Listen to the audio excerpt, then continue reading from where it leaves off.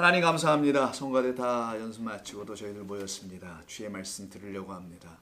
들려주시는 분은 하나님이시오. 듣는 우리는 당신의 자녀들입니다. 자녀들이 취해야 될 양식을 개에게 주신다고 하지 않으셨으니 우리들이 반드시 그 양식을 먹게 될 줄로 믿습니다. 아멘. 예수님의 이름으로 기도드립니다. 아멘. 자, 여러분 성경 창세기 47장 13절부터 합니다. 오늘은 47장 13절부터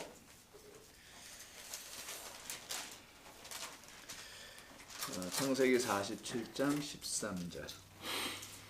자, 이렇게 되어 있네요. 보니까 시작이 기근이 더욱 심하여. 이렇게 좋은 말이 아닌 걸로 시작돼요. 기근의 이야기는 바로의 꿈, 41장서부터 나오는 바로의 꿈이에요. 거기서부터 나온 기근이 2장, 3장, 4장, 5장 계속 온 거예요. 여기까지. 그리고 다시 다른 이야기로 다 채워지다가 이 기근의 이야기로 돌아간 겁니다. 그건 바로의 꿈서부터 됐다면 여러분들 아시지 않습니까? 여기까지 온 거예요. 지금 다시 이게 도대체 웬일이야 이게. 바로의 꿈 한번 볼까요? 41장 2절. 바로의 꿈을 꿉니다. 바로가 두 가지 꿈을 꿔요. 아름답고 살찐 7 암소 꿈을 꾸고요. 좀 있다가 파리하고 흉한 그런 다른 암소 꿈을 꿔요. 이게 이제 풍년 흉년을 7년씩 맞이할 거라는 거죠. 동일하게 한 번 더 확증해 주려고 다른 종류의 꿈이 5절. 무성하고 충실한 7 이상이 나오고, 그 다음에 동풍이 불죠. 또 여호와의 바람인데 가늘고 마른 7 이상이 되어버리는 이런 꿈을 꿔요. 자, 그래서 바로가 이걸로 번민했잖아요. 번민했다는 건 뭐죠? 꿈이 해결 안 돼. 해몽이 안 돼. 그래서 꿈을 해결해 줄 수 있는 자는 하나님을 아는 자, 하나님의 꿈을 가진 자만이 이걸 해결해 줄 수 있어요. 그게 바로 하나님의 꿈으로 이 땅에 오실 자 예수님을 미리 앞서서 요셉을 통해서 보여주는 거라고 했었죠. 그래서 이렇게 번민하고 있는 이들, 이제 흉년으로 이제 완전히 번민에 들어갑니다. 그게 오늘 47장 가셔서 13절. 그래서 기근이 더욱 심하여 이렇게 되는 거예요. 기근이 더욱 심하여 사방에 먹을 것이 없는 지역까지 가요. 여러분 흉년 첫 때는 그럼 먹고 살아가요. 2년 차? 그럼 뭐 어떻게든 삽니다. 근데 3년, 4년 가면 때는 이게 달라지는 거지 얘기가요. 그래서 애굽의 기근이 심해진 게 47장 13절. 애굽의 땅과 가나안 땅이 기근으로 황폐했다. 황폐라는 말에 우리가 좀 관심을 갖자고요. 황폐 계속 나옵니다. 요셉이 곡식을 팔아 애굽 땅과 가나안 땅에 있는 돈을 모두 거두어 드리고, 이거 뭐 떼부자 되는 겁니다. 이거 싹 거둬 드리니까. 근데 자기가 갖는 게 아니라 바로의 궁에 둔다고 하네. 이걸 뭐 바로의 궁에 넣었어요. 어쨌든 애굽의 땅과 가나안 땅의 돈이 다 떨어졌어요. 그럼 양식을 더 이상 돈으로 못 사죠. 근데 사람 뭐 먹고 살아가야 되잖아요. 그럼 자기들이 갖고 있는 게 뭔지 좀 볼까요? 15절. 애굽 백성이 다 요셉에게 와서 이르되 돈이 떨어졌습니다. 우리에게 먹을 거리를 주소서. 어찌 우리가 주 앞에서 죽어야 되겠습니까? 우리는 죽지 않고 꼭 살아야만 하겠다라는 어떤 결연한 의지를 좀 보여주죠. 요셉이 이르되 너희의 가축을 내라. 이렇게 해요. 너희들 아직 가지고 있는 거 있잖아. 돈은 떨어졌어도 가축은 있잖아. 그랬더니 이들이 무릎을 치고 맞아, 우리에게 가축이 있지. 17절. 가축을 요셉에게 끌고 오는데 종류가 있네요. 말, 양떼, 소떼, 나귀 이런 걸 전부 다 받고 그들에게 먹을 것을 주되. 그럼 이들은 뭐까지 갖다 준 겁니까? 양식. 돈도 받죠. 그들이 가축도 받죠. 가축은 어디다 쓰죠? 뭐 농사 짓는 데 쓰고. 이거 좀 없으면 안 되는 거예요. 가축이 없으면 가축이 없으면 어떤 일이 벌냐면 남편이 소대는 거고, 뭐 뒤에서 이제 마누라가 모으는 거지 뭐. 쟁김에서 뭐 이런 일. 옛날엔 쟁기를 남자들이 메고 끌기도 했으니까 소가 없는 데는 그렇게 농사를 졌거든요. 자, 그러니 그동안 어떻게 돼? 가축 빼앗겨. 그리고 그 해 동안에 먹을 것을 주니라. 자, 그러면 돈 뺏겼어요. 가축 빼앗겼어요. 그런데 그 해까지는 그걸로 해결이 됐는데 새해가 왔습니다. 18절. 해가 다가고 새해가 되매 무리가 또 와서 요셉에게 말합니다. 우리가 주께 숨기지 아니하나이다. 우리는 감출 게 하나도 없습니다. 이제 우리의 돈도 다 떨어졌고 가축도 떨어졌고, 그래서 주께로 돌아갔사오니 뭐가? 돈과 가축이 다. 주께 낼 것이 아무것도 남지 않았다는 이 말은 거짓이 아니라는 의미에서 숨길 게 없다라고 얘기하는 거예요. 그리고 우리에게 남은 건 뭐밖에 없어요? 몸뚱아리 하나. 우리하고 똑같네. 우리에게 남은 거냐? 몸뚱아리. 그것도 옛날이나 좀 쓸만했었지. 지금은 어디 뭐 쓸 데도 없고 거들다 보는 자도 없어갖고 그때 우리는 좀 봐달라고 치장을 하기 시작해요. 그래도 too late. 뭐 이런 상황인데 그 몸뚱아리를 좀 들고 왔어요. 거기다가 뭐까지 들고 옵니까? 토지. 자, 몸과 토지 이렇게 두 개를 갖고 있죠. 요거만 남았다라는 거예요. 이게 지금 새해예요. 새해라고 되어 있는 그때.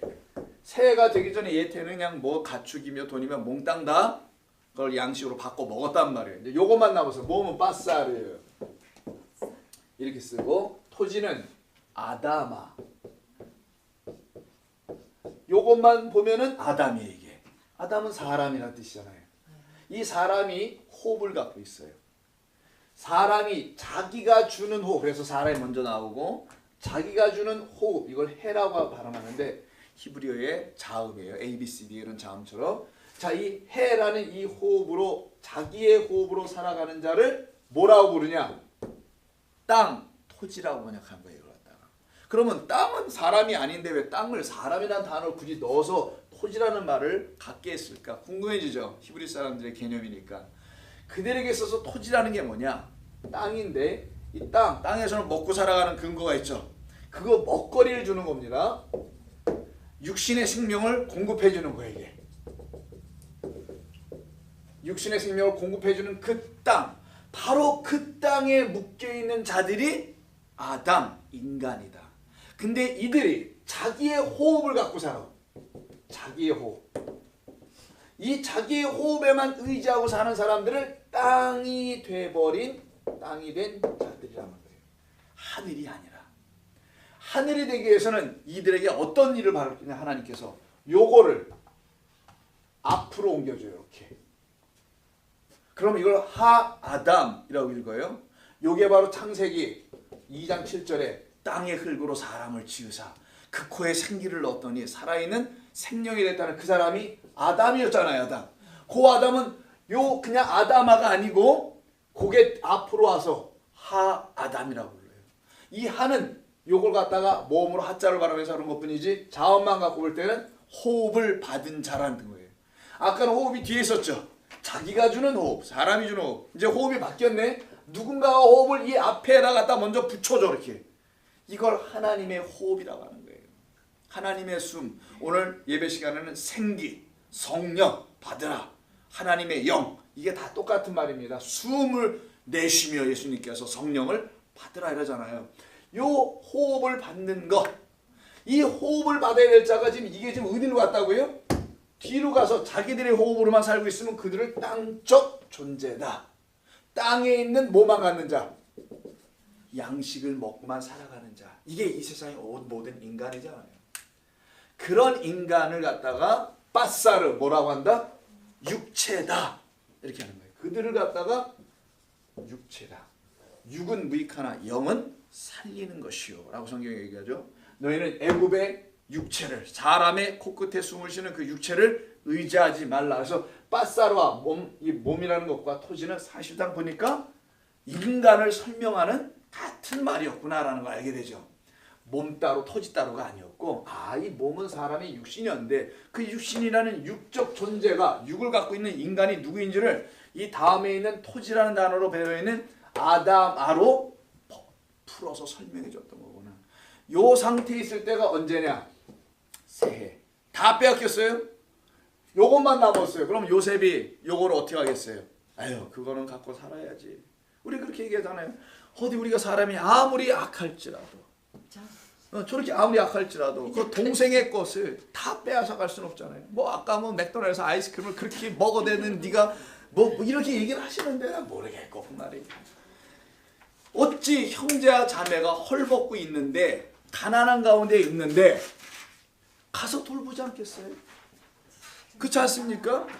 돌봐줘야 되는데 요셉 이야기는 좀 달라요. 아니 죄다 빼앗아가 있는 돈 가주가 재산 가주가 그 다음에 뭐까지 가축 가주가 그 다음에 이 새에 몸뚱아리하고 토지만 남았다 하면서 이들이 스스로 자진 납세를 시작합니다. 자진 내바쳐요. 우리 이것밖에 없습니다 하면서 하는 말이 19절. 우리가 어찌 우리의 토지와 함께 주의 목전에서 죽을 수 있습니까? 우리의 몸과 우리 토지를 먹을 것을 주고 사소서 몸까지 팔겠다라는 것처럼 보이죠. 토지까지 다 팔옵니다. 그때 토지와 함께 바로의 종이 되리니라고 하네요. 바로의 종이 되겠으니 우리에게 종자를 주시면 우리가 살고 죽지 아니하며 토지도 황폐하게 되지 않겠다 이런 말을 해요. 자, 그러면 이게 성경을 쭉 보면은요, 아니 이렇게 요셉이 자린고비한 사람도 아니고 정의 없는 사람도 아니고 왜 이렇게 전부 다 백성들의 지금 굶어 죽어가고 있는데 이걸 전부 다 돈으로 사서 바꿔가지고 굳이 이렇게 해야 될 이유가 있나요, 여러분? 여러분 같으면 불쌍한 사람들 교회가 뭐 해야 됩니까, 여러분? 뭐 베풀고 도와줘야 된다고 생각하잖아요. 그런데 왜 성경은 그러지 않나? 왜 성경은 그런 얘기를 하지 않을까? 이유가 뭘까? 왜 이렇게 전부 다 빼앗고 전부 다 몰수해가는 것처럼 양식 하나 주려고. 이들 입장에서 또 먹고 살아가려니까 어쩔 수 없이 다 내놓긴 해야 되는데 그 형편과 사정을 알면 그거 그냥 그렇게 하면 안 되지. 안 그렇습니까? 근데 왜 성경은 이렇게 다 빼앗는 걸로 이야기를 하시는 이유가 뭘까? 이게 오늘 우리가 들어야 될 내용인 거예요. 요셉은 왜 이렇게 세상 말로 가난한 자들에게 교회가 긍휼을 베풀고 해야 된다고 얘기하잖아요. 지금 우리 교회만 안 하고 있잖아. 그런 걸 긍휼을 베풀고 도와줘야 되고 그래서 구제 헌금하고 이렇게 해야 되는 건데 왜 여기 그렇게 해야 된다는 게 교회라고 하는데 왜 여기서 이렇게 할까? 이 교회는 무슨 교회예요? 여기 요셉의 교회입니까? 이건 무슨 교회가 이렇게 이상하게 안 하는 거예요? 이거. 성경은 세상이 말하는 것을 얘기하지 않습니다. 세상이 말하는 그런 구제, 그런 긍휼을 하는 것이 아닙니다. 세상은 그런 없는 자들을, 헐벗는 자들을 도와주는 일시적인 창고 역할을 하는 데가 아니에요. 그거는 세상과 국가가 더 잘할 수 있어요. 그리고 떠나가서 여러분들 주변에 어려운 사람을 보면은 여러분 어떻게 안 도와줍니까? 비록 갖고 있는 거는 아무것도 없지만 제가 볼 때는 그래도 도와는 주고 싶은 마음 있잖아요, 여러분들이. 긍휼한 마음들이. 그거 갖고 여러분 도와주시면서 살아야 되는 게 맞아요. 그거는 인간의 세계에서 정으로 도우며 인지상정으로 살아가는 그냥 인간 이야기고 성경은 지금 그런 세상 얘기하는 게 아니라 하늘의 이야기를 하려고 하는 거잖아요, 지금. 우리가 가야 될 본향, 그곳은 어떤 곳이며 어떻게 가는 것인지를 얘기해 주려고 하는 거 아닙니까? 그래서 그 나라는 다르다라는 거예요. 그 나라는 이런 나라다. 어떤 나라냐? 이 세상이라는 나라에서 땅을 의지하고 자기의 호흡을 의지하고 사는 자들에게 모조리 다 싹 빼앗아 가지고는 그들이 누리고 있는 호흡까지 다 빼앗아 버려. 마지막까지 다 탈탈탈 다 털어서 다 빼앗아서 그들의 소유를 아무것도 갖고 있지 못하게 한 다음에 그때가 언제? 새해. 그렇게 아무것도 없는 새해로 딱 만들어 놓은 거. 그렇게 아무것도 없는 상태가 새해를 맞이하는 자들이에요. 이걸 말하고 싶은 거예요, 성경은. 자, 그럼 이게 무슨 말을 하려고 그러는 건가? 좀 더 들어봐야 되겠죠. 자, 이때 47장 19절에서 그때 중요한 말이 나옵니다. 우리의 몸과 우리의 토지를 먹을 것을 주고 밥 바꾸자고 얘기합니다. 그리고 우리는 몸과 토지를 다 줄 테니까 그리고 바로의 종이 되겠다고 해요. 그리고 이들이 얘기합니다. 우리에게 종자를 주시면 우리가 살고 죽지 아니하며 토지도 황폐하게 되지 않을 겁니다. 자, 우리에게 종자를 달라네요. 종자는 씨입니다. 그래서 여러분 옛날에 아무리 가난해도 뭐는 못 건드려? 종자는 못 건드려. 그거 건드리면 맞아 죽어요, 그냥. 큰일 나는 거예요. 옥수수를 이렇게 보면서 벽시들은 따로 창고에 잘 저장해 놓고 그거를 새해가 되면은 뿌렸단 말이에요. 모판에다 뿌리고 옥수수는 때가 되면 심고 그건 절대로 못 건드리게 돼 있어요. 꼴꼴이잖아요. 뭐지? 쫄쫄쫄이지. 꼴꼴꼴이 뭐야?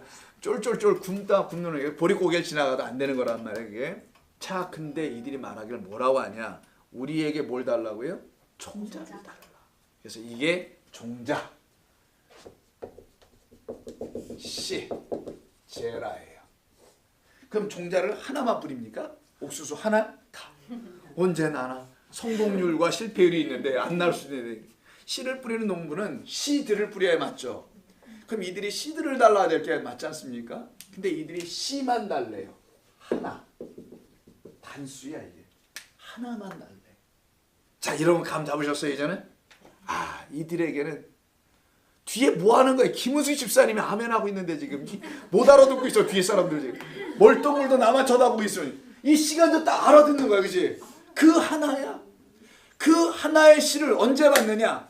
요때 몸도 팔려, 토지도 팔려, 나의 갖고 있는 모든 거를 육체도 빼앗겨, 내가 갖고 있는 아담아 나의 호흡도 빼앗겨. 완전히 개털이야.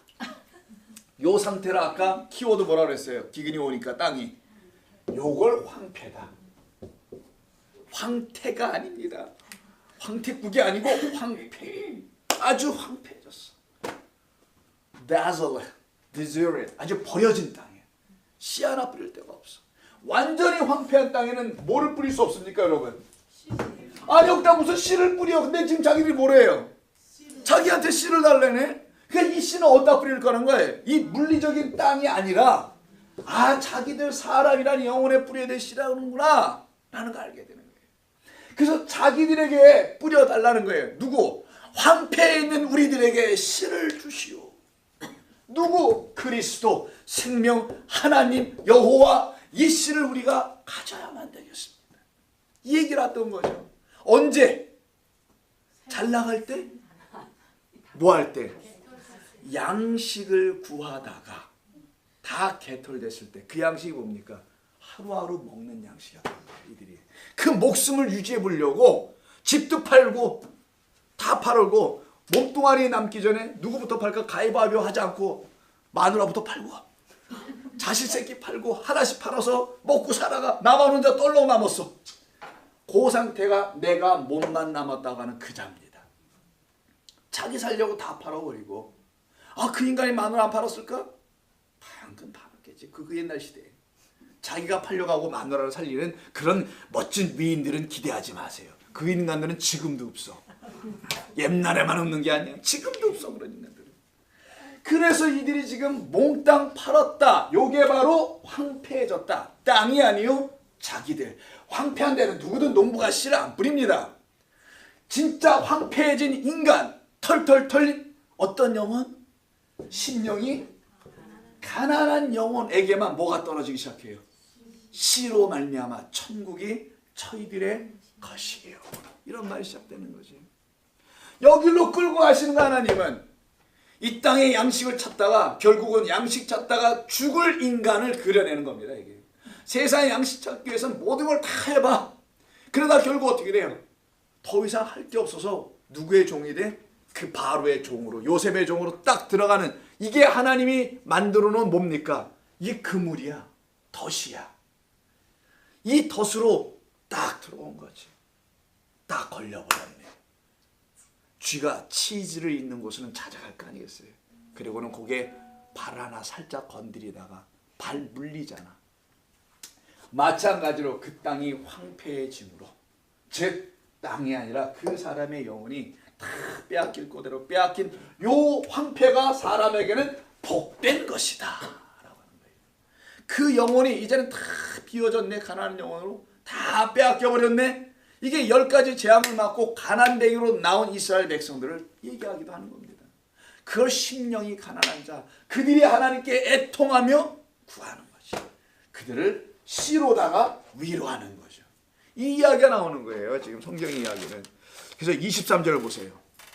23절. 요셉이 백성에게 이르되 너희들이 그렇게 말한다니 오늘 내가 바로를 위하여 너희 몸과 토지를 그럼 팔아달라고 하니 내가 사겠다. 이제 이것까지 빼앗아 가요. 샀노라. 그러면서 어떻게 합니까? 너희들이 원하는 대로 뭘 줘요? 종자를 주겠다. 종자가 여기 있으니 너희는 그 땅에 갖다 뿌려라. 그 땅이라 하죠. 바로 그 땅에 뿌리는 거야. 너희라는 그 땅에 뿌리는 거야. 하나님의 말씀이라는 씨, 그리스도는 우리라는 곳에 뿌려지는 겁니다. 이 얘기를 하는 거예요. 성경 얘기가.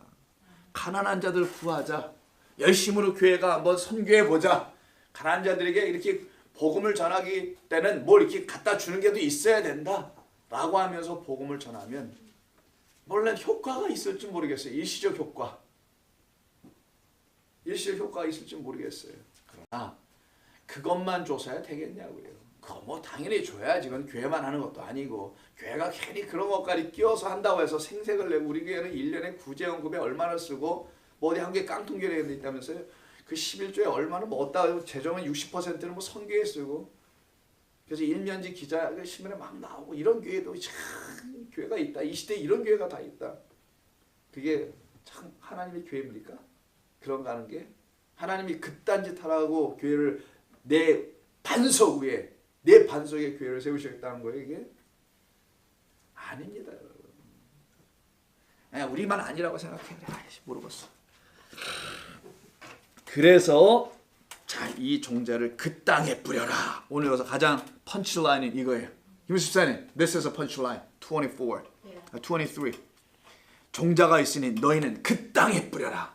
어느 땅? 너라는 땅에. 너라는 황폐해져 있는 너의 영혼 위에. 이 씨가 떨어지지 않으면 영원히 황폐해진다. 그러나 이 씨가 떨어지면 너는 황폐해진 그 땅에 다시 풍년에 많은 알곡들을 출수할 수 있는 열매를 맺을 새로운 영혼, 새 땅이 될 거야. 이걸 말씀하시는 거 아니면 성경에 도대체 뭘 얘기하는 겁니까? 좀 나도 알려주세요. 이게 무슨 뜻인지. 그럼 나한테도. 나는 이런 거밖에 모르겠어요. 나 진짜. 그래서 47장 18절로 다시 돌아가셔서 아니 그 해가 나가고 가축까지 뺏기고 난 다음 새해가 왔을 때 이런 새해라는 게 나오죠. 요 새해 여기다 썼는데 이 새해가 New Year입니까? 이렇게 되는 거죠. 새해는. 앞에다 이렇게 New Year 붙여야 되겠네. 새로운 한 해니까. 이런 얘기로 아마 번역을 해놓은 것 같은데 요거는 그런 뜻이 아니고 쉔이라는 건데 이 쉔이라는 단어는 New Year가 아니고요. Second, 두 번째 해예요. 중요한 겁니다. 밑줄 쫙 해야 되는 거예요. 거기다가 두 번째라고 하나 살짝 써놓으세요. 의미는 물론 새로운 해인데 의미로 이해하면 근데 본래적 의미는 두 번째 해로 먼저 이해하지 않으면 새해가 오지 않아요. 자, 왜 여기다 두 번째란 말을 썼는가? 두 번째 해라는 첫 번째가 있을 거 아니에요. 그 첫 번째가 언제냐? 바로 요 직전까지가 첫 번째죠. 자기의 힘으로 모든 것을 이루어서 다 채워봤어. 다 가져봤어. 근데 그 가졌던 것이 다 빼앗겨 나가고 새라고 하는 이 두 번째에는 뭐만 남았다고요? 몸과 토지가 남았는데 두 가지가 남은 게 아니야. 보니까 사실은 얘기들이 같은 이야기야. 자기 몸 육신 하나만 떨렁 남아있는 황폐해져 있는 그것만 남아있는 그걸 가지고 인생을 통해서 멀게 일관하고 살았던 그 챕터 1이라는 인생 그걸 첫 번째 해 그게 지금 다 떠나가 버리고 새로운 해인 새해인 아니 그에게 반드시 일어날 두 번째 해는 언제 시작되는 거냐 요때 바로 씨가 떨어질 해. 그러니 첫 번째와 두 번째가 나눠지는 거네요. 요 사이에 나타나는 것은 씨 떨어짐이라는 거예요. 씨를 뿌려라. 씨가 뿌려질 때의 그 해를 새해라고 하는 겁니다. 우리의 인생에는요. 주님을 만나기 전과 후로 딱 나눠집니다. 하나님을 아는 것과 모르는 것으로 나눠지는 거예요. 예수 그리스도를 아는 것과 모르는 것과 영접한 것과 영접하지 못한 것으로 나눠지는 겁니다. 영접하지 못하고 하나님을 알지 못하는 게 첫 번째 해 인생 일막. 하나님을 알기 시작하고 하나님을 사모하기 시작하는 그때가 인생의 새로운 해. 두 번째 해이며 마지막이에요. 더 이상 없어. 누구든지 공이 이런 기회를 하나님이 다 주십니다. 근데 어떤 사람들에게는 이걸 한 번으로 받고 하나로 쫙 한 해로만 사는 사람들이 있어요. 한 해로 인생을 한 해로만 처음부터 끝까지가 자기로 그냥 사는 인생을 한 해로만 사는 사람들이 있다면 여러분들은 보니까 얼굴에 다 써있네. 1, 2 뭐 이렇게 인생을 다 두 번째로 살고 있는 사람들. 이게 바로 거듭났다라는 거예요. 거듭났다라는 걸 어머니 모태에 들어갔다 다시 나오는 게 아니잖아요. 그런 거 아니다 니고데모야. 아니란 말이에요. 그 말은 육신으로 다시 태어나봤자 그놈이고 거기서 거기란 말이에요. 잘 될 것도 없고 뭐 특별한 것도 없어. 그런 게 아니라 하나님으로 말미암아 완전히 새롭게 태어나야 될 물과 성령으로 다시 태어나는 자들. 이게 새해 두 번째 해의 인생을 사는 사람들이죠. 이들은 첫 번째는 양식이 없어서 기근을 맞이하여 죽어가는 그런 때를 말한다면, 즉 예수 그리스도를 만나지 못해서 하늘의 양식을 얻지 못하고 있었기 때문에 땅의 양식을 자기들 온갖 수고로 다 하다가 결국 다 빼앗기는 곳으로 가죠. 이게 첫 번째 인생. 너 인생은 죽음으로 빼앗길 거다. 이거 가르친 거. 죽음이 너를 기다리고 있어. 그게 양식 얻지 못하는 자들의 결국이잖아요. 육신의 양식을 얻지 못해도 죽어요. 근데 그 양식을 얻지 못해서 죽는 것도 아쉬운데, 생명을 살려낼 수 있는 영원한 양식, 영원한 생명을 주겠다는 그것까지도 못 받아내면은 그건 참 불쌍한 거란 말이에요. 바로 그 하늘의 양식을 얻지 못하고 살아가는 인생들의 날을 첫 번째 해라고 말하는 거고요. 그러나 주님을 만난 이후에는 두 번째 해가 열립니다. 그걸 쉔이라고 한 거예요. 히브리어로. 그들은 완전히 알거지가 된 상태에서 이 두 번째 해를 맞이합니다. 그래서 계시록에 보면 21장 4절 한번 보십시오. 계시록 21장 4절. 성경의 끝에 있는 거죠. 자, 모든 눈물을 그 눈에서 닦아주시니. 장례 때 많이 쓰기도 합니다마는, 다시는 사망이 없고 애통하는 것이나 곡하는 것이나 아픈 것이 다시 있지 아니하리니 처음 것들이 다 지나갔음이로라. 이제 이게 새하늘과 새 땅에서 있는 천국에서 이런 일이 없다고 하는 거잖아요. 그러니까 참 성경을 오해하는 겁니다. 천국을 그런 정도의 것으로 그려서 천국에서 눈물도 없어 그래서 장례장에 가가지고 장례식에서 슬퍼하고 하는 그런 유가족을 보고 위로할 때 설교들을 이런 걸 쓴단 말이에요. 이게 그런 때 쓰는 게 아니란 말이에요. 자, 이때 애통하고 사망 곡하는 것이나 아픈 것이 다시 있지 아니하리니 처음 것들이 다 지나갔다. 인생의 첫 번째 장이 이들에게서 지나가면은 더 이상 그들이 아파할 것도, 더 이상 그들의 삶에 곡할 것도, 더 이상 그들이 뭐 눈물을 흘릴 것도 애통할 것도 있지 않는 거예요. 오히려 기쁨의 눈물을 흘리겠지. 그러나 그런 것이 더 이상 있지 아니하는 그 첫 인생, 첫 해가 이들에게서 어떻게 지나가냐? 다 빼앗겼을 때 지나갈 거다. 그렇게 완전히 황폐해졌을 때, 그때 하나님 뭐 하십니까? 새로운 창조를, 이게 새하늘과 새 땅이에요. 만물을 새롭게 하노라, 이 선포를 듣는 겁니다. 이때 가서 이게 씨가 떨어지는 것, 그게 생명의 씨가 떨어져서 만물을 내가 새롭게 할 거야. 이야기를 하시는 거죠. 이 새해 두 번째를 이들은 해 모든 것을 다 팔아버린 자들이 됩니다. 자, 그럼 자기 소유를 다 팔아버리고 그 요셉 앞에 설 수밖에 없는 자들이 되죠. 왜 이렇게 됩니까? 이들이 왜 자기들의 소유를 다 팔고 요셉 앞에 쓰는 거예요? 살 길은 요셉에게만 있기 때문인 거예요. 양식 주니까. 근데 지금 더 이상 양식을 살 수 있어요, 없어요? 몸뚱아리도 다 맡겨서 마지막까지 다 털 먹어버렸어요. 이제는 더 이상 뭐 양식을 먹을 수 없어요. 그래서 그들이 왜 요셉 앞에 섰냐고요? 뭘 주려고 이제 그때부터? 양식은 끝났다니까, 줄 수가 없다니까. 뭘 팔을 게 있어야 주지. 지금 돈 갖추 자기 몸뚱아리 돈이 다 갖고 와서 팔았는데 그걸 먹었잖아 일단은. 근데 요셉 앞에 또 서 있는단 말이에요. 뭘 받으려고 이제는? 그렇지, 종자를 받으려고. 종자를 주려고 한다는 거예요.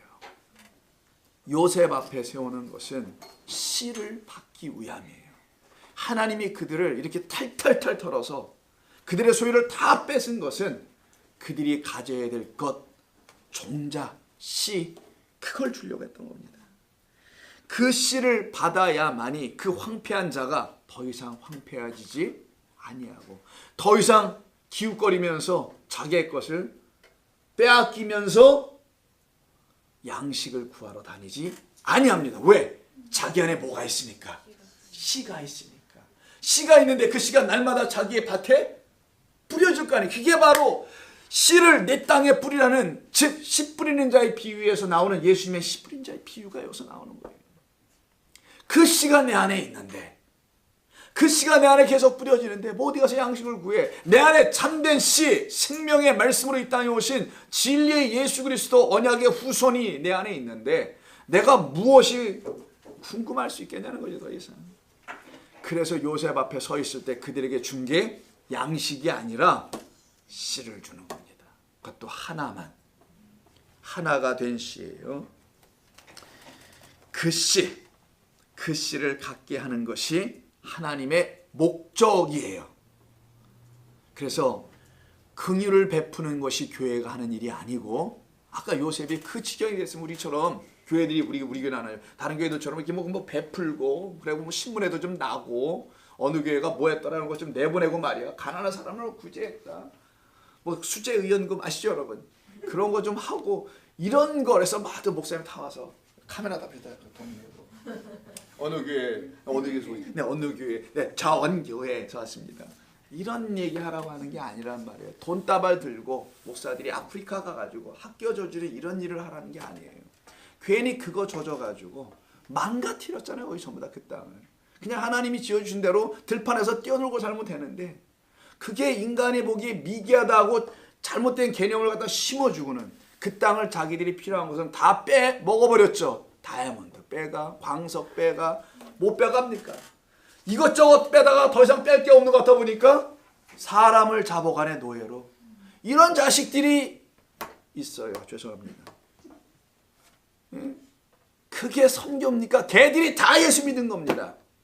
그게 유럽이에요. 그게 미국이고, 하나님의 국가, 무슨 국가? 기독교 국가? 웃기고들 있어요, 정말. 그게 무슨 선교고, 그게 무슨 거기다가 십자가를 꽂고 가서 교회를 세우고, 아주 그냥 엽기적인 짓을 해요, 기독교가. 뭐를 오해하니까? 이런 걸 다 오해하니까. 그런 짓을 지금도 하고 있으니. 자, 그래서 제가 이렇게 가끔 욕을 하는 거예요. 이해해 주시고. 아무것도 괜히 열받아서 욕쟁이라 욕하는 게 아닙니다. 제가 저 욕하는 거 좋아하잖아요. 가끔 해죠. 자, 그 씨를 갖게 하는 것이에요. 이게 하나님의 목적, 하나님의 꿈. 그래서 41장서부터 바로에게 그 꿈을 줬던 것은, 왜 흉년풍년 왜 준 건가? 이 씨를 갖고 있지 못한 이 땅은 거짓된 흉년이 어떻게 되는 겁니까? 멸망당하고, 그것이 기근을 맞이한, 어떤 기근? 인간의 스스로 만든 풍년이란 기근을 맞이한 그들 위에 참된 생명의 씨인 하나님의 말씀을 뿌리시겠다. 할렐루야. 어디 보면 강사 같다. 할렐루야 소리가 약간 나도 좀 흉내. 할렐루야. 그래서 요한복음 12장 24절 아시죠? 자, 읽어드릴게요. 하나님의 미랄이 땅에 떨어져 죽지 아니하면 그대로 있고 죽으면 많은 열매를 맺느니라. 이런 거 우리가 어렸을 때 많이 외웠거든요. 밥 먹느냐고 수련회 가서 줄 서서 막 외우고 그랬단 말이에요. 쪽지에 손바닥에 쓰고 컨닝도 하고. 컨닝을 어떻게 하냐, 이렇게 있으면 다 보이니까 요 사이에다 써. 그래서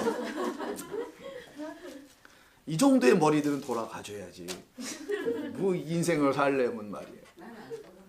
그래서 공부에 취미가 없었던 거예요. 집사님은 은사야, 감사야. 근데 썼는데 그게 답인지 오답인지도 몰라. 우리는 또 아무거나 막 써, 또 쓴다고 베껴 쓰다가. 자, 그래서 그 씨를 갖게 하는 것, 이게 하나님의 꿈. 요셉이 그 꿈을 가진 자라서 그가 꿈꾸는 자,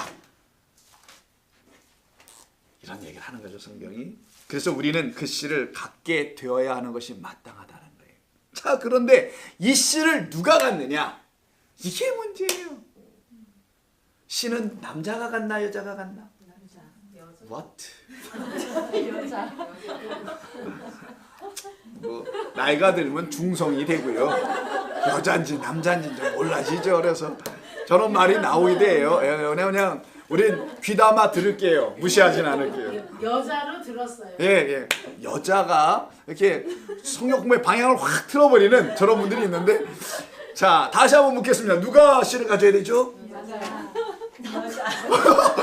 나 놀랐어. 왜냐면 집사님이 다른 말 하려고 그러는 것 같아요. 내 박자가 느린 거야 갑자기. 거기 같은 과들이 맨 앞에 앉아있어 지금. 부산 과들은 다 그래? 아, 좋습니다. 아니 이쁜 사람이 이쁜 사람. 자, 뒤에 있는 분은 무슨 말인지도 못 알아듣는데 저분도 부산분이야. 야, 난리가 아니라 정말 이 방은 씨를 그럼 여자가 갖고 가져야 해. 이해가 안 됐어요. 됐어. 자, 씨는 누가 갖느냐? 여자가 가져야지. 그래가 다 아는 거잖아요. 여자가 씨를 갖지. 애들은 몰라 이런 거. 어른들만 아는 거야. 어른들만 알아요. 그런데 이 씨를 갖는 사람에게서는 여자라고 하고 그 씨를 가진 뭐 했다고 하죠? 그렇지. 잉태했다라고 얘기하죠. 그 잉태한 상태를 지금 씨 뿌리다 땅에 이 말로 하는 거예요 지금. 자, 그러니 여자가 씨를 받아서 잉태를 해내요. 아유 세상에, 성경에 보면 여자가 씨를 받은 얘기가 많이 나와요. 아브라함 아시죠? 사라, 한나 아시죠? 사무엘 이렇게 막 낳잖아요. 그렇게 해서 여자가 씨를 받아서 아들을 낳는 이야기인데 이게 마지막에 누가 나오냐면 마리아예요. 마시고 리아인데 이 마리아라는 여자도 씨를 받아요. 근데 좀 다르게 받네. 앞에까지는 전부 다 사람으로 받았는데 아니 막판에는 사람으로 안 받아. 허허 이상해. 뭘로 받았대요? 아 이렇게 받았대요. 성령으로 잉태한 것이요. 이렇게 얘기하네. 아 그래서 우리는 이제 알기 시작한 거예요. 마리아라는 여자가 하나님의 초자연적인 능력으로 갑자기 성령이 그의 몸속으로 해집고 들어가서 씨를 하나 주고 나왔다라는 말도 아닐 거고 무슨 기적적으로 시험관 아기 이상으로 어떤 놀랍게 하나님께서 뭘 만들어서 아들 하나 낳았다는 얘기도 아니어야만 하는 거고 소위 성령 수태설 동정녀 마리아 한 번도 뭐를 알지 못한 여자 걷다가 그냥 동정녀도 아닌데 인간들은 그렇게 신화 신격화 예수님을 나이스하게 멋지게 황홀하게 하나도 죄 없는 모양의 어떤 인간 완전한 존재로 만들고 싶어서 동정녀 마리아에게 낳았다. 동정녀가 아니라 그냥 결혼할 나이의 여자예요. 그 이름은 뜻은 뭘 다 동자를 붙여가지고 동정년이니 뭐지 이런 말이 아닌데 사람들은 걷다가 신학을 막 입혀 예수님을 멋지게 만들고 싶은 거야. 왜? 기독교는 대단한 거야. 기독교라는 종교는 다른 종교하고 달라. 멋지게 꾸며보고 싶었던 거지. 그는 하늘에서 온 자야. 이렇게 만들고 싶은 거야. 하나님의 말씀의 본뜻을 모르니까 그렇게 그냥 덫을 막 입히고 화려하게 꾸며놓으면은 신적인 능력이 있어 보이고 하지 않겠습니까? 그래서 성령 수태설 이런 신학의 이름이 나오고 동정녀 마리아 그것도 부족해서 마리아를 숭배까지 하는 예배까지 하는 마리아가 모든 기도를 다 응답해서 그에게 먼저 가서 인사를 하고 이런 엽차기들을 해요. 야 이런 일들을 왜 하는 거냐? 하나님의 말씀을 오해하였도다. 잘못 깨달았기 때문에 그러는 거예요. 자기 생각대로 그냥 막 알아버리는 거야. 자, 이 이야기 여자는 교회인데 그 마리아 쓰디 쓴 자라는 것을 의미한 다 아시는 거. 미리암 다 아시잖아요. 그 마리아가 씨를 받아요. 누구로부터? 성령으로부터. 성령은 영이며 생명이며 말씀이에요. 마리아가 받은 것은 정자 받은 게 아니고 아니면 뭐 어디 우주에서 날라온 하나님의 능력의 정자를 받은 것도 아니고 뭘 받았냐? 날마다 기다렸어. 뭘 받을 거라고 자기가 약속대로. 약속이 우선 우리는 씨를 줄 거라는 걸 붙잡고 산 자가 마리아라는 이름을 갖고 있는 어떤 한 특정한 여인을 놓고 얘기하는 것 같지만 이건 우리라는 마리아를 얘기하고 싶은 거고 그런 마리아들은 뭘 받을 것이냐? 약속의 후손도 제라고 씨도 제라고 오늘 뭐 종자도 제라고 다 제라는데 그 씨를 반드시 받을 것이라는 그 약속을 붙잡고 살아가는 신실한 여종이 하나 있었던 거예요. 그래서 누가 보면 마태복음에 예수님의 잉태한 일을 가만히 들으면 그 신실한 여종이라고 얘기한단 말이야. 와가지고 주의 천사가 두려워하지 말란 말이야. 염려하지 말라. 어찌된 일이고 내가 아기를 가졌으니 이렇게 얘기하잖아요. 두려워하지 말라. 너는 반드시 약속을 믿고 있었으니 그 약속의 우선 씨가 너에게 들어가는 것이 마땅하니라. 이걸 하나님만이 하시는 놀라운 기적으로 그 여인 한 사람에게 먼저 일으켜 주시고는 이게 샘플이야. 그러나 이런 걸 맨날 일으키면 하나님이 되는 게 아니란 말이에요. 이걸 보여주셔서 이 여인 마리아가 씨를 하나님부터 받았는데 그건 성령이며 곧 말씀이라는 씨를 받았으니 이 여인이 잉태한 것은 생명의 말씀을 잉태하니 말씀은 곧 누구냐? 그리스도 예수. 그가 날짜는 이름을 뭐라고 부르라 그래서 예수는 예수라는 씨를 받고 말씀의 씨를 잉태하여 네가 날짜는 예수밖에 없는 거야. 우리 교회와 성도들이 잉태할 것은 하나님의 말씀 성령을 잉태하는 거고, 영은 곧 말씀이고 생명이니까 그 생명을 잉태하는 거고, 그래서 사람이 뭘 잉태하면 생명이 자라잖아요. 그 생명이 내 안에 들어오는 거고, 그 생명은 말씀이고, 그가 딱 나보면 예수와 나는 구원받았네. 구원자를 낳는 거란 얘기예요. 이 하나님의 말씀은 이렇게 들려질 때 그 여자는 그리스도를 낳게 되는 겁니다. 이게 하나님의 뜻, 목적. 그래서 그들을 뭘로 만들어요? 일단 개털로 다 만들어요. 황폐하게 했다는 뜻이 그 얘기입니다. 황폐한 땅에는 농부가 씨를 뿌리지 않으나 황폐한 영혼이 아닌 다 개털될 수밖에 없는 죽어가는 우리의 영혼을 다시 일으켜 세워서 너 황폐한 너의 영혼을 볼 수 있겠니? 그때 본자들은 어떻게 해요? 요새 앞에 서서 총자를 주시오, 씨를 주시오라고 얘기하는 거예요. 이들이 와서 그래서 그 씨를 가지면 어떻게 되냐? 그땐 살아나는 거예요. 그런데 어떤 한 인간이 와요. 한번 보실까? 마태복음 19장. 얘 때문에 참 아주 그냥 이런 애들이 지금도 많아가지고 우리들의 옛 모습이긴 하지만 이런 사람들이 너무 많아요. 어떤 부자 청년이 19장 21절에 나와요. 영생을 어떻게 하면 얻는 겁니까? 라고 묻져와서 19장 16절. 그랬더니 뭐하냐 뭐 율법을 쫙 읊어. 이게 율법 뭐예요? 바리새인들, 랍비들, 제사장들이 가르쳐준 대로 문자적으로 지킨 율법을 쫙 읊은 거예요 지금. 그랬더니 예수님 한 가지 이상한 말을 하세요. 너 영생을 얻으려고 하는데 뭔가 하나 one thing still missing. 다들 알아두셨고 여전히 내가 한 가지 부족한 것이 있도다. 잃어버린 것이 있도다 하면서 21절 예수께서 이르시되 21절 내가 온전하고자 하려고 하는 것 같은데 하나님 앞에서 그러면 너 내 소유를 다 팔아 가난한 자들에게 줘라. 오늘 지금 본문의 이야기가 뭡니까? 요셉 이야기. 다 팔려요. 가지고 있는 거 자기가 갖고 있는 소유를 다 빼앗겨. 이 얘기가 그 얘기예요 지금 예수님이. 너희들은 구약의 이야기들은 다 이런 얘기야 라고 설명해 주는 거예요. 다 팔아 가난한 자들에게 주고 개털된 다음에 황폐해지면 너는 나를 찾을 거야.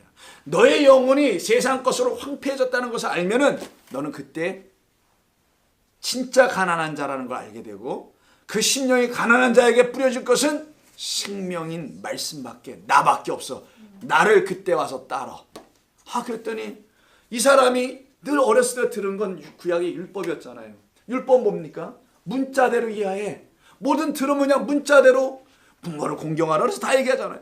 뭐는 하지 도둑질하지 말라, 다 살인하지 말라, 나 다 지켰습니다. 이건 나도 지켜. 여러분들은 모르지만 이런 것을 지켰다고 하는 이 문자적으로 지키는 것에 익숙해졌잖아요. 그러니 내 소유를 팔라고 하는 예수님의 말도 뭘로 들었겠어요? 그렇지, 문자적으로 들었던 거예요 이 얘기가. 그래서 내 꼴을 다 팔라? 이게 무엇이요? 다 팔라는 게? 여러분, 그래서 다 팔고 오는 사람들이 있어요. 그걸 또 팔라니까. 이단들이 그런 데가 있다 그러잖아요. 이게 그런 얘기하는 게 아닌 것이 그 소유 팔라는 게 아니잖아요. 이게 지금 내가 가지고 있는 것은 하나님의 소유가 될 것들이 아니고 내가 이 세상에서 내가 갖고 있는 모든 것이 아무런 의미가 없다라는 것을 깨닫게 될 그때 너는 누구의 소유가 돼? 약간 바로의 소유지만 하나님의 소유가 되는 거예요. 하나님의 소유가 돼야지. 하나님께서 당신의 그 소유를 뭐로 생각하고는 10분의 자에서 뭘로 보고 좋은 땅으로 보고 황폐해진 게 좋은 땅이란 말이에요. 사실은 황폐해진 게 다 거덜난 거잖아. 쟁기가 한 번도 가지 않아서 딱딱해 있는 게 제거된 거고 이게 팔려 나가는 거고 돌짝들이 팔려 나가는 거고 가축 팔려 나가듯이 가시덤불이 뽑혀 나가는 거 몸과 토지가 다 빼앗기는 이 모든 것이 다 빼앗기는 게 씨 뿌린 자의 비유란 말이에요. 그러면 남는 건 뭐밖에 없어요. 텅 빈 공간이야. 거기에 뭐가 떨어져요? 씨가 떨어지네. 그 존재가 누구의 소유가 돼야 될 때? 그렇지, 바로의 소유가 아니라 하나님의 소유가 딱 되면 하나님께서 거기다가 뿌리기 시작한단 말이에요. 이게 신앙입니다. 이게 믿음 생활의 시작의 기본이에요. 이거. 여기까지 못 오는 거야 사람들이.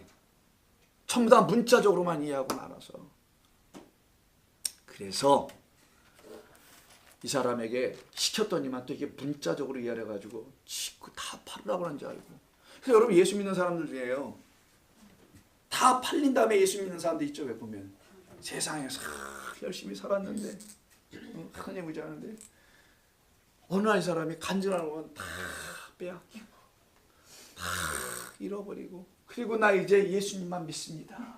그런 사람들이 있어요. 뭐 얼핏 들으면 맞기는 해요. 그런데 하나님이 하실 일이 없어서 그거 뺏어서 뭐 하시려고요? 그분들이 말하는 빼앗겼다는 걸 가만히 들어보면요, 욕심부리 다 빼앗겼거나 관리를 잘 못해서 빼앗겼거나 게을러서 빼앗겼거나 핵이나 칭칭하네 하면서 해서 다 빼앗겼던 것이지, 경영을 잘못해서 했던 이런 것들이지, 무슨 하나님 앞에서 믿음을 잘못 가져가자 하나님이 그거를 쳐서 뺏어가셨다. 우라지랴 정말. 난 그렇게 신앙생활하는 사람들이 믿음이 어떤 때는 없냐, 다 빼앗겼을 때는 믿음이 생기고 다 있을 때는 믿음이 죽어버리고, 이런 일들을 스스로 해요. 스스로. 이해하시죠 여러분? 이게 간증해야 될 내용입니까? 하나님을 그런 정도의 하나님으로 모욕을 해야 되겠어요 여러분? 하나님이 그거 치면은 그가 정말 예수 믿습니까? 그래도 예수 안 믿습니다. 그런다고 깨닫는 거 아니에요? 내 영혼의 심장의 폐부가 이런 말씀으로 들려지고 펼쳐지고 까발려져야지 아는 거예요. 좀 쳤다고 해서 사람들이 무서워서 하나님이 나를 쳤대, 덜덜덜 떨면서 믿게 하는 게 하나님이 하시는 구원의 방식입니까 여러분? 아니면은, 그런 하나님이 아니라고 딱 한다면 하나님 왜 그런 짓을 하시겠어요? 믿음이 그렇게 들쭉날쭉 해야 되는 겁니까? 믿음은 하나님이 주시는 변함없는 마음인데, 그러기에 성도는 바로 하나님의 소유가 될 때야만이, 소유는 어떻게 되냐? 십자가의 은혜로 말미암아 되는 거예요. 십자가에서 30냥으로 당신의 생명의 값이 넘겨짐으로 내가 거기서 하나님의 소유가 되는 사건이 벌어진 거란 말이에요. 값 없이가 아니라 값이신데, 나는 값을 내가 지불하지 않았다는 이유로 값 없이고 그가 값을 지불한 것뿐이란 말이에요. 그래서 진짜 값은 있는 거야. 이게 이 값이 뭔지 모르면 영원한 사망으로 하는 거고, 이 값이 뭔지 알면은 기쁨과 감사로 영생으로 하는 거예요. 이게 그래서 하나님의 소유가 되는 겁니다. 그리스도가 나를 속량하셨으니까. 속량은 값을 치르고 구원해냈다는 뜻이에요. 속죄하고 달라. 그렇게 했기 때문에 나는 그의 소유가 됐네. 그의 소유는 뭐예요? 주님 마음대로 하십시오.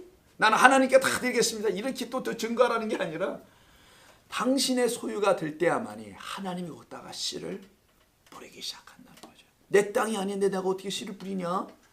그런 거예요. 지금 내 땅에만 내가 씨를 뿌릴 거야. 그 씨를 뿌림을 받는 자와 씨 뿌린 자의 관계는 그래서 사랑의 관계가 형성되는 거예요. 사랑하지 않는데 씨를 어디다가 뿌려 막. 애들이 여기 없으니까 우리끼리만 얘기하자고. 사랑해야만 씨를 뿌리는 거예요. 사람이 우리를 만드신, 남녀로 만드신 이유가 그겁니다. 사랑하고 씨 뿌려주고 아들 낳는 거. 아주 간단한 거. 그래서 하나님이 나를 사랑하고 내가 하나님을 사랑해야만이 생명은 거기서부터 온다는 것을 알게 되고, 그 생명을 주시기 위해서 십자가의 사건이 있다는 것을 알게 된 그 사람들의 사랑을 느껴. 내 신랑이 이렇게 나를 위해서 죽었구나. 그래서 내가 과부야. 이 세상에서는 그 신랑이 내가 눈앞에 없으니까 내 안에 과부를 위로하시는, 애통하는 자들을 위로하시는 진짜 참신랑이 살아있거든. 그래서 과부처럼 고아처럼 나그네처럼 살으나 과부가 아니지. 참신랑을 가진 하늘의 백성입니다. 자, 누가복음 9장 25절 읽고 맞춰볼까요? 누가복음 9장 25절. 자, 9장 25절을 보시게 되면 이런 말씀이 있어요. 사람이라고 되어 있어요. 누가복음 9장 22절 신약성경 107면 들어보세요. 사람이 만일 온 천하를 다 얻었어. 근데 자기를 잃든지 아니면 빼앗기든지 하면 무슨 유익이 있겠는가? 누구든지 나와 내 말을 부끄러워한다는 말이 쭉 연결되죠. 근데 그 앞에 24절을 거꾸로 올라가서 보십시오. 누구든지 제 목숨을 구원하고자 하면 잃을 것이요, 누구든지 나를 위하여 제 목숨을 잃으면 구원하리라. 이 말씀은 나를 위해서 헌신하라는 말이 아니고요, 내 소유가 된 자들을 말하는 거예요. 하나님의 소유가 된 자들은 자기의 목숨이 더 이상 있지 않고 하나님의 생명으로 목숨을 가졌다는, 생명 가졌다는 걸 아는 자들, 이들 하나님의 소유가 된 자들을 말하는 거예요. 이들은 구원하리라. 구원을 받으리라. 우리로 진정한 참된 진리의 풍요를 누리게 하시기 위해서 우리에게 기근을 가져다 주어서 우리의 모든 소유를 빼앗으시는 것, 근데 이걸 오해해서 우리의 삶을 좀 치셨다. 어떤 교단에서 어떤 목사는 막 이렇게 표현해. 그런 게 아니고요. 그런 걸로 우리의 소유를 그런 거는 우리의 소유를 가져갈 게 안 되고, 하나님께서 우리의 영혼의 황폐함을 보게 하셔서 거기에서 모든 소유, 우리가 가지고 있는 것이 거짓된 것들이라는 것을 알게 될 때, 그런 거짓된 것들에 의지하여 평안이라는 것을 누리고 살았던 우리의 영혼이 참으로 불쌍한 영이라는 것을 알게 됐을 때, 그때 나의 몸과 나의 토지를 하나님께 다 맡겨버리는 자들, 그리고 그 토지를 빼앗기고 하나님은 그 빼앗으신 당신의 소유가 되신 그들에게만 씨를 뿌리는 겁니다. 그래서 여러분들이 예수를 잉태한 거예요. 그런 마리아들을 얘기하는 것이지, 신화된, 신학화된 그런 마리아들이 우리들이 생각하는 예수를 낳은 마리아가 아닙니다. 질문 있으세요? 없으신 것 같아서. 예. 질문이 생겼어요. 생기셨어. 하고. 예. 여기 보니까 지금 그 야곱의 요셉? 고셉 땅에 있는 그 물론 이 말씀에 지금 비유를 설명하는 것인데 실질적으로 이게 왜냐하면 22절 제사장이라는 거를 제가 생각해 볼 때 퀘스천 때문에 그러니까 여기서는 고센 땅에 있는 그 야곱의 거기는 아니죠. 아니죠, 거기는. 네, 그러니까 그러면 여기 22절 이 제사장들은 애굽의 제사장들. 네, 그럼 여기 22절에 있는 제사장들도 그럼 그 제사장이 아니죠. 그렇지. 그거는 애국 제사장들 아니 이땐 제사장이 없었으니까 이스라엘 백성들에게는. 아니 근데 여기 왜 제사장? 이거는 애굽의 제사장들을 말하죠. 아 근데 애국 제사장들도 성경에서 제사장이라고 써요? 그럼요. 왜? 바로의 제사장들이 있었죠. 그러니까는 그래서 요셉의 부인도 바로의 온 제사장의 딸이었다라고 얘기하기도 하는데, 그 제사장들은 바로에게서 녹을 받음이라. 근데 이게 이때 여러분들 하나 더 아셔야 될 게 뭐냐면, 이때 바로가 등장하잖아요. 이 바로는 하나님을 말하는 어떤 표현인 거예요. 바로는, 그리고 요셉은 그 바로의 아들처럼 되어 있는, 저기 치리자로 되어 있는 그리스도를 설명한 어떤 그런 메타포가 이 안에 있는 거예요. 그래서 이거를 굳이 문서 비평이라는 게 있는데, 여러분들 거기까지 갈 필요는 없지만 그 비평으로 읽으면 이 제사장은 제사 문서라는 게 있어요. 그걸 피문서라고 하는데, 이건 성경에 문서 비평학이라는 게 있어요.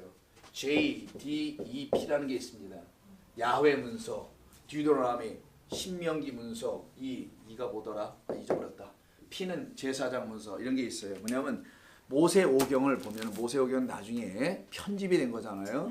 편집이 됐을 때, 편집은 모세 때 된 게 아니잖아요.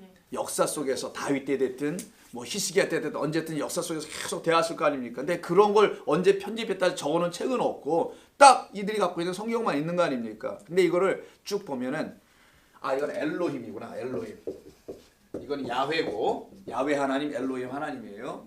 그런 문서들이 있어요. 왜냐하면 성경에 보면 야훼라는, 여호와라는 말이 나오기도 하고 엘로힘이라는 말이 나오잖아요. 야훼로 쭉 쓰는 어떤 이야기가 멈추다가 엘로힘으로 다시 가고, 또 제사장이라는 말이 나오는 이런 게 문서화되는 내용들이 있어요. 그걸 갖다 문서 비평을 해서, 그래서 각양각색의 어떤 내용들이, 하나님의 기록된 내용들이 있었는 것을 성경 기자가 정리하여 창세기로 딱 묶고 출애굽기로 딱 묶었다라는 거예요. 그래서 모세오경이라는 이름으로 이들이 이해하고 있었던 거라는 게 문서 비평학에서 말하는 내용이에요. 자, 그래서 이 피문서라는 건 제사장, 이거는 어떤 제사장, 애굽의 제사장을 말하는 건 아니에요. 사실은 명확하게 성경에는 가나안 땅에 들어가서 살게 되는 이스라엘 백성들에게 주신 그 제사장들에게는 그들은 땅을 소유하지 않아요. 어느 땅에 그냥 거해서 사는 것뿐이에요. 그들은 빼앗길 땅도 없고 걷어갈 땅도 사실은 아무것도 없어요.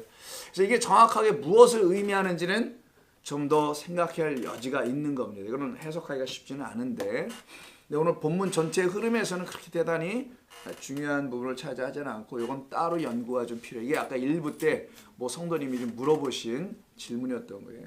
그래서 이거를 저도 여러 가지 아까 이 생각을 하면서도 어떻게 이걸 좀 이해하는 게 맞을까? 왜냐하면 제사장들의 토지는 사지 아니하였다. 제사장들의 토지는 사지 아니하였다. 어떤 신학적 의미, 성경적 의미가 있는 건데, 나중에 제가 한번 연구해보고 한번 생각해볼게요. 저는 이거 연구하지 않았습니다. 이 부분은. 자, 없으신가요? 자, 그럼 기도하죠. 하나님 고맙습니다. 저희들에게 주신 귀한 말씀, 생명의 말씀으로 잘 들을 수 있도록 축복해 주옵소서. 그래서 우리가 들어야 될 말씀이 우리 가운데 씨로 떨어져서 그것을 잉태하여 소유한 자들이 되기를 원합니다. 예수님의 이름으로 기도드립니다. 아멘.